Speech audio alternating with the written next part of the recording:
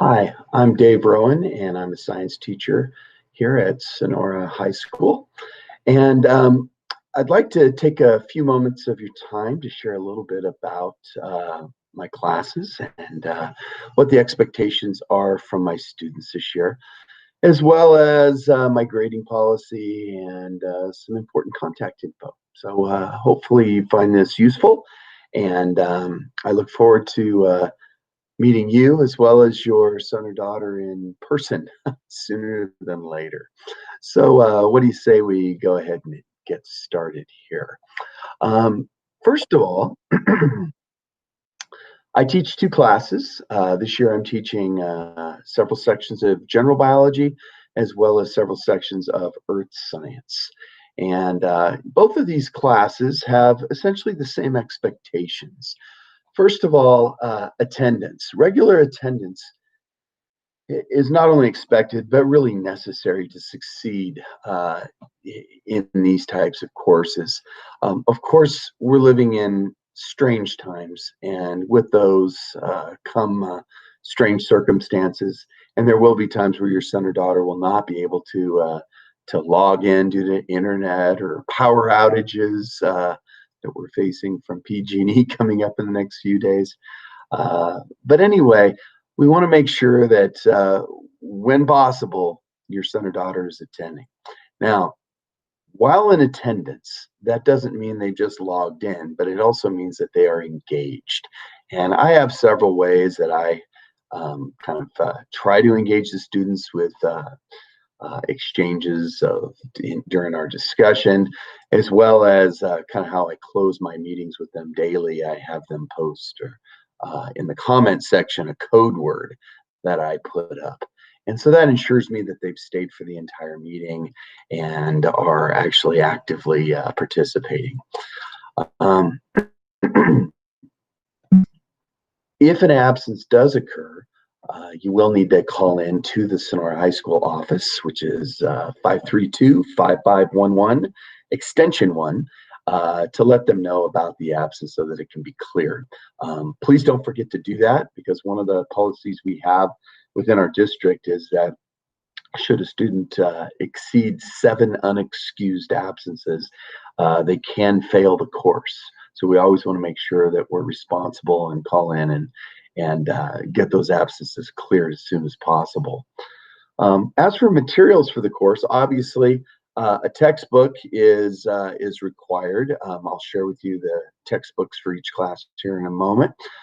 Internet access. Obviously, that's going to be intermittent sometimes for some, but ideally, you've worked all that out by now. And if you haven't, myself or the school office are aware, and we've made accommodations for that.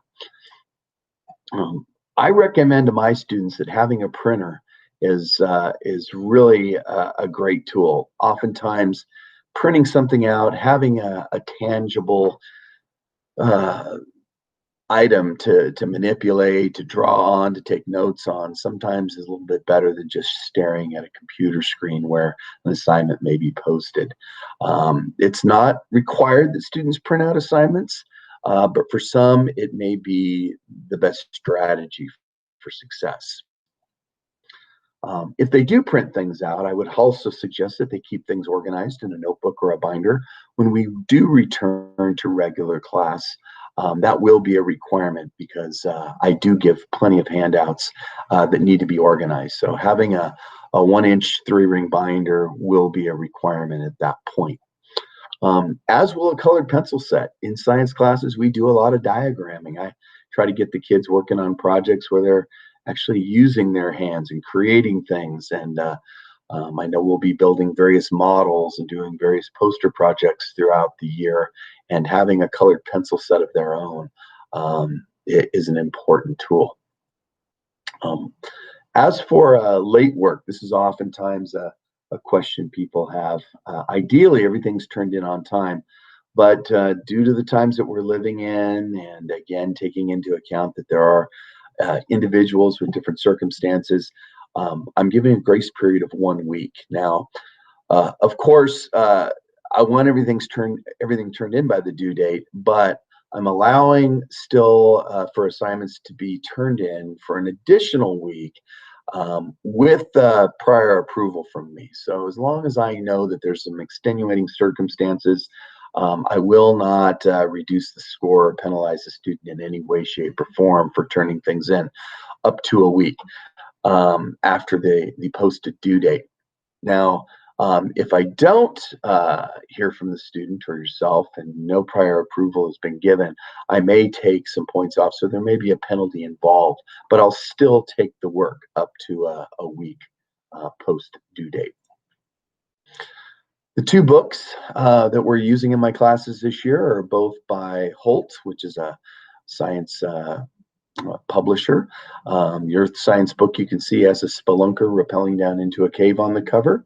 Your son or daughter should have a copy of that book. If not, you should make arrangements with the Sonora High School office to obtain one from our library. The biology book that we use is one of three that we use in our science department.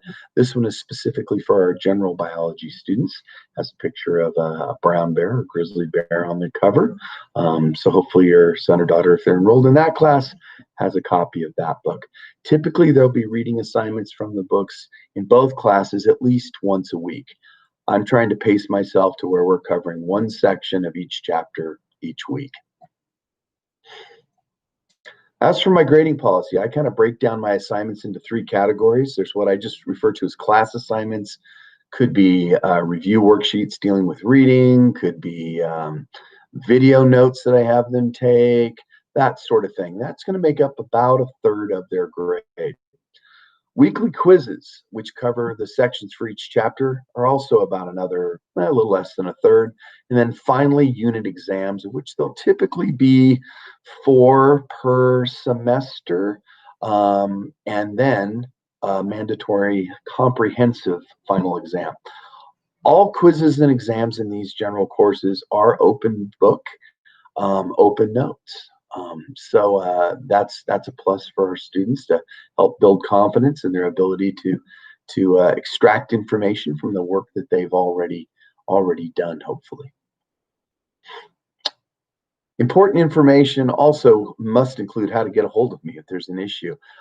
Email is usually the best. I monitor my email throughout the day and sometimes even check it once or twice in the evening. My address is listed here.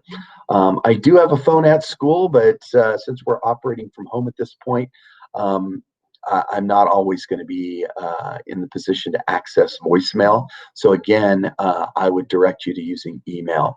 If you would like to have a conference with me, either by telephone or through maybe some sort of Google meeting such as this, or video conferencing method. Again, email me first. We can set up a mutual time that we can agree to, and I'd be happy to speak with you that way. So hopefully this was helpful to you. And again, if you have any questions, please don't hesitate to get a hold of me. Take care, and I hope you and your student have a great year.